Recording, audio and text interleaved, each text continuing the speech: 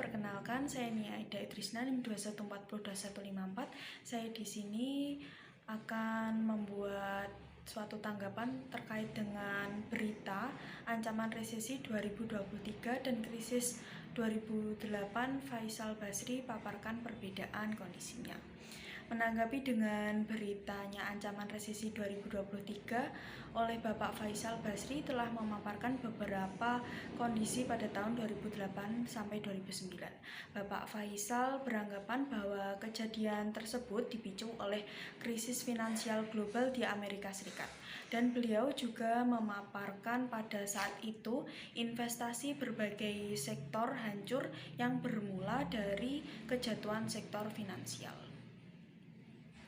Namun di negara kita Indonesia, pengaruh krisis tersebut terhadap Indonesia pada tahun 2008 sangat kecil. Efek penuh baru dirasakan negara kita pada tahun 2009.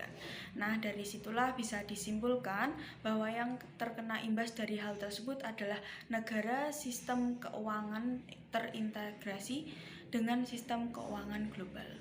Pada saat itu Indonesia tidak terdampak dengan cukup signifikan karena saham oleh investor asing 50%. Nah, pada tahun ini investor asing tinggal 32%.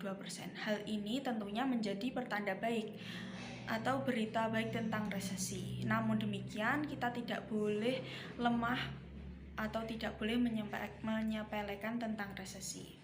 Dalam bagian berita ini fokus terpusat oleh investor asing, dampak pada sistem keuangan global. Setelah kita sudah tahu mengenai apa yang menjadi titik berat dari terjadinya resesi, maka kita sebagai rakyat Indonesia perlu juga membangun semangat agar Indonesia tidak terlalu terpengaruh atau terkena banyak imbas dari resesi. Dari sumber materi yang dibahas atau didiskusikan di kelas, saya pribadi dapat berpendapat mengenai berita ini.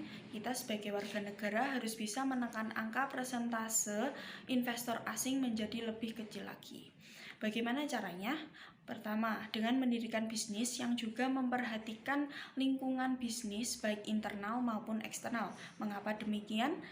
Karena perusahaan yang tidak mampu menyesuaikan diri dengan lingkungan akan tersingkir dari kancah persaingan bisnis. Hal ini tentunya jika tersingkir dari kancah persaingan bisnis dan menyebabkan bisnis mengalami kerugian, maka akan berdampak juga pada keuangan Indonesia.